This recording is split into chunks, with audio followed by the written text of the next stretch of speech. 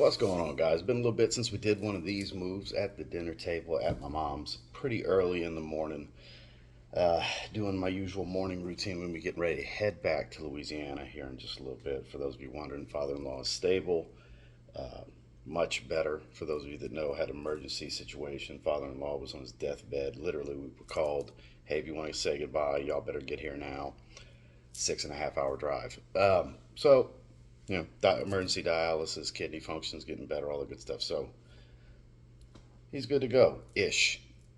So we're going to be heading back. But I'm getting a lot of questions about Serene Grove in the Lord d'Espoir line. This is supposed to be Pacific Chill, but it's not exactly Pacific Chill, and that's what I love about it. So I've been spending a little bit of time with it, so I figured we'd dive into a review. Stay tuned. So I do love the way they change these bottles with the frosted glass. I do love the lemonade one that's supposed to be LV Symphony. It starts off smelling like lemonade, even though there's no lemon. It's grapefruit bergamot, but it smells like lemonade and dries into a nice spicy ginger. Oh, beautiful. This one, so I'll put the notes on screen, probably like right here. It's not the same notes as Pacific Chill. Pacific Chill is known for the citron apricot opening. Fruity, juicy, bright citrus, magnifique. So good. It's the only bottle I own of Louis Vuitton. I bought at a Louis Vuitton store, one of the most expensive fragrances I've ever bought, at over $300. I love it that much that I was willing to spend hundreds of dollars on it. So I keep getting asked about this in Coastal Breeze. This is more of a twist. Coastal Breeze is awesome. If you want a, now look, neither are going to touch Louis Vuitton's quality here. But if you want to get the closest representation to replicating the scent profile, you want Coastal Breeze. But if you want something where, let's say you have Pacific Chill or you have Coastal Breeze or you have another Pacific Chill clone that's really close, but you like the profile so much, you'd like to see what kind of a twist on it would be. That's where this comes in. That's where I really like this one. So my initial first impressions rating was an 8.25 on this one. That has increased slightly because the performance isn't nothing crazy special, which we'll get to in a little bit. But this one's still very fruity, has this honeydew melon kind of smell going.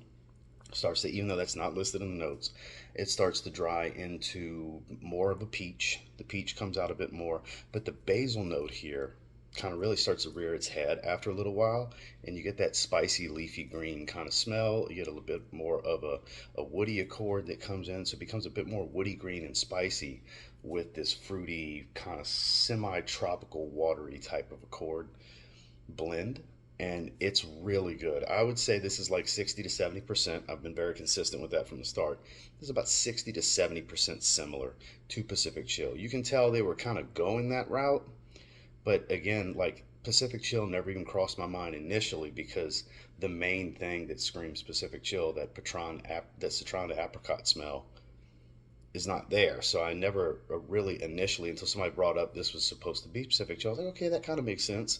But here's the big differences on why I wouldn't even call it a clone. I would call it more inspired by, or, dupe with a twist, clone with a twist, something like that.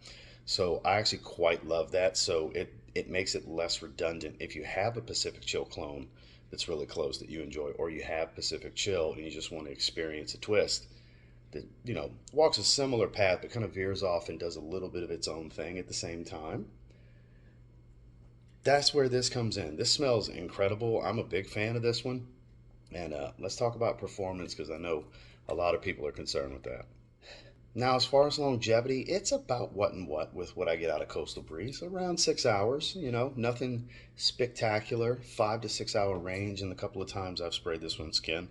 I sprayed it a lot heavier yesterday. I did like 8 or 9 sprays and I did some sprays on the collarbone, upper chest area. So I know that contributed to a little bit of nose fatigue. So it might be a little bit better than the 5 to 6 hours I've clocked it at. But projection, very bright in the first hour. I would say, in that moderate to heavy range for the first hour. Then it does kind of calm down a bit, but again, there could be some nose fatigue setting in because the sillage is on that moderate to mild side. It doesn't really give me heavy reminders that it's there. I get the occasional light whiff to remind me. That's why I say it's more that moderate to mild type of sillage. So across the board, I would just call it an average performer, which I know not everybody wants to hear because everybody wants everything to face melting, beast mode. Oh my God, bro. She gave me 3 compliments from 6 buildings down the street. It was amazing. I know that's what you crazy cats are looking for.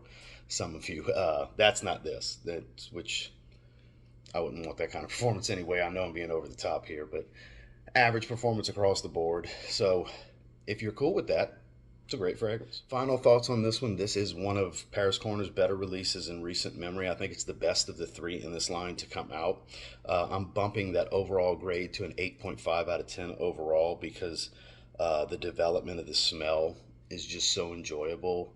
If it performed a little bit better, it could push into that 9 out of 10 area. It really could. This is fantastic.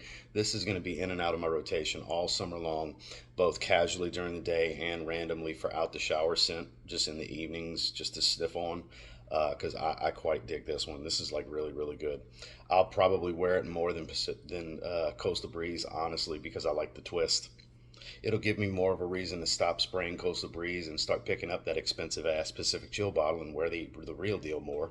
Because for some reason I hardly wear it, and I love it. And that's a 9 out of 10 fragrance for me.